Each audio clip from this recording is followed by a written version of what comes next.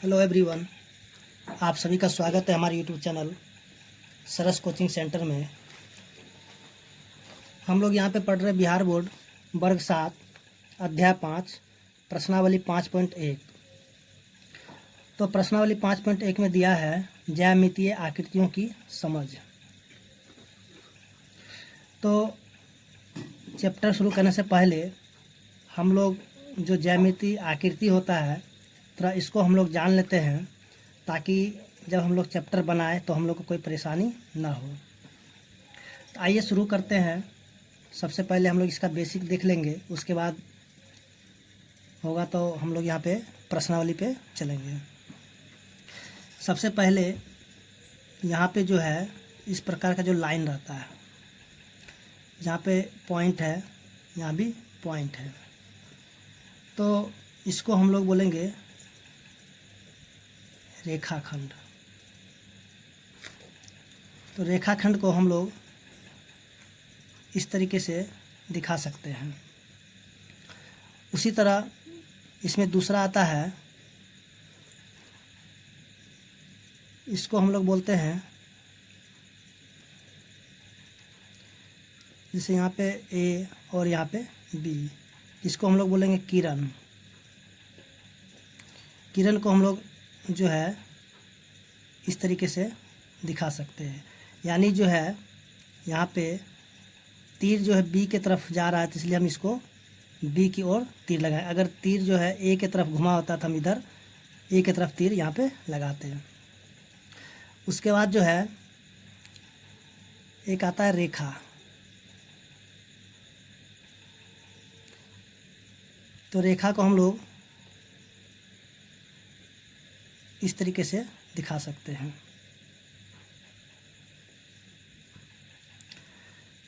उसके बाद आता है यहाँ पे कोण के बारे में थोड़ा हम लोग देख लेते हैं। एक होता है यहाँ पे शून्य कोण।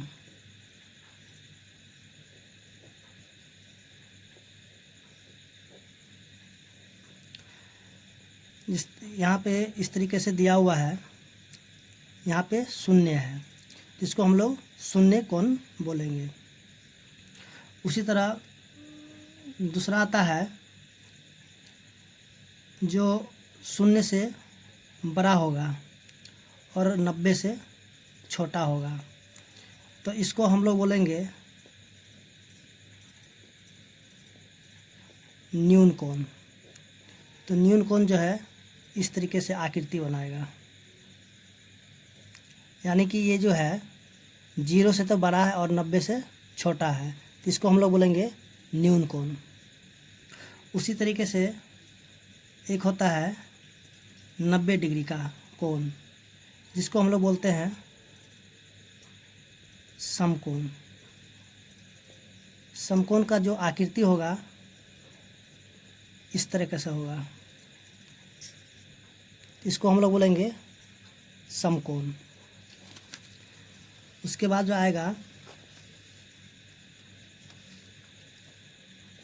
अधिक कोण। तो अधिक कोण जो होगा 90 से तो बड़ा होगा लेकिन 180 से छोटा होगा, तो इसको हम लोग बोलेंगे अधिक कोण। यानी कि एक कोण जो होगा 90 से बड़ा होगा तो उसको हम लोग क्या बोलेंगे, अधिक कोण, जो कि इसका आकृति इस प्रकार से बनेगा। तो इसको हम लोग बोलेंगे अधिक कोण। उसके बाद आता है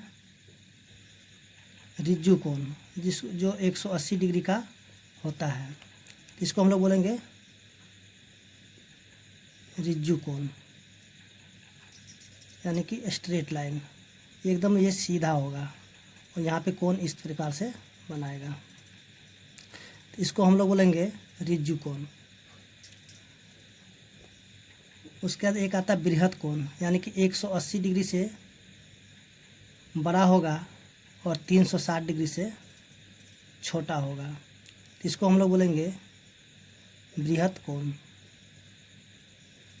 यानी बृहद कोण जो है इस प्रकार से बनाएगा। तो यहाँ जो एक कोण क्या है, इसका कोण जो एक ठो कोण जो होगा 180 से बड़ा होगा और 360 से छोटा होगा, तो उसको हम लोग बोलेंगे बृहद कोण। उसके बाद एक आएगा 360 डिग्री का कोण, जिसको हम लोग बोलेंगे संपूर्ण कोण, जो कि इस तरीके से होगा। तो इसको हम लोग बोलेंगे संपूर्ण कोण, यानी कि वो 360 डिग्री का होगा।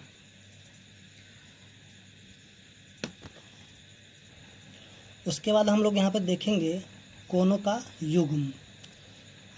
तो जैसा कि एक कोण मेरा x है, दूसरा कोण मेरा y है, जब इन दोनों को हम जोड़ देते हैं तो ये 90 के बराबर आ जाता है। तब इस कोण को हम लोग बोलेंगे पूरक कोण। उसी प्रकार अगर एक कोण मेरा x है, दूसरा कोण मेरा y है, और इन दोनों जब कोण को हम जोड़ देते हैं तो हो जाता है 180 डिग्री। तो इस प्रकार के कोण को हम लोग बोलेंगे समपूरक कोण।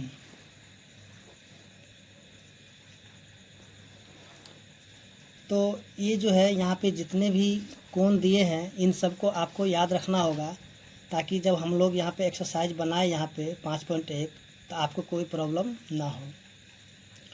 उसके बाद हम लोग यहाँ पे और भी थोड़ा आकृति है उसको भी देख लेते हैं। तो सबसे पहले जो है हम यहाँ पे पूरक कोण का एक उदाहरण देख लेते हैं, फिर एक संपूरक कोण का उदाहरण देख लेते हैं। उसके बाद फिर हम अगले जो भी है उनकी ओर बढ़ेंगे। तो आइए हम लोग सबसे पहले पूरक कोण को देखते हैं। जैसा कि यहाँ पे एक कोण मेरा दे देगा 60 डिग्री कहेगा, तो फिर दूसरा कोण कितना होगा। तो यहाँ पे मान लीजिए 60 है प्लस में x बराबर दूसरा कोण, मतलब ये पूरक कोण में है तो यहाँ पे कितना हो जाएगा 90 डिग्री। तो यहाँ पे हम कह सकते हैं x बराबर कितना होगा 90 में से हम घटा देंगे यहाँ पे 60 तो निकल जाएगा यहाँ पे 30 डिग्री।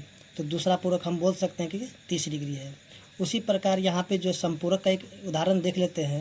मतलब एक कोण मेरा 130 डिग्री है और दूसरा कोण मान लेते हैं हम यहाँ पे x है और बराबर जब इन दोनों को हम जोड़ते हैं तो 180 डिग्री हो जाता है संपूरक कोण। तो हम कह सकते हैं कि x बराबर कितना होगा 180 में से घटा देंगे 130 तो यानी कि x बराबर कितना हो जाएगा 50 डिग्री, यानी कि दूसरा संपूरक मेरा निकल जाएगा 50 डिग्री। तो उम्मीद करते हैं कि आप लोग जो है पूरक और संपूरक कोण समझ गए होंगे। अब हम देखते हैं दूसरा। अब हम यहाँ पे देखते हैं रैखिक युग्म।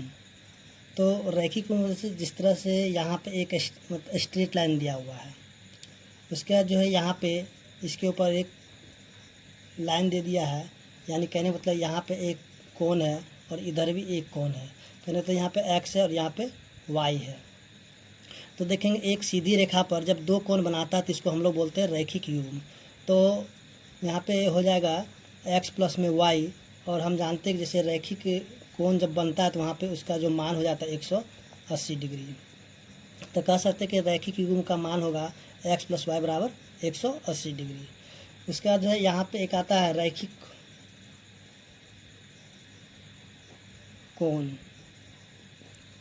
तो रैखिक कोण होता है जैसे कि एक सीधी रेखा पर जब दो से अधिक जब कोण बनता है तो उसको हम लोग बोलते हैं रैखिक कोण। जैसे यहाँ पे एक कोण इधर से, फिर एक कोण यहाँ से, तो यहाँ देखें एक कोण यहाँ बन रहा, फिर एक दूसरा यहाँ पे और तीसरा यहाँ पे।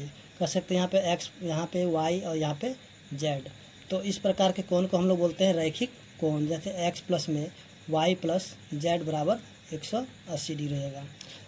अगर एक सीधी रेखा पर चाहे जितना भी कोण बनाएगा तो उसको हम लोग बोलेंगे रैखिक कोण। अगर एक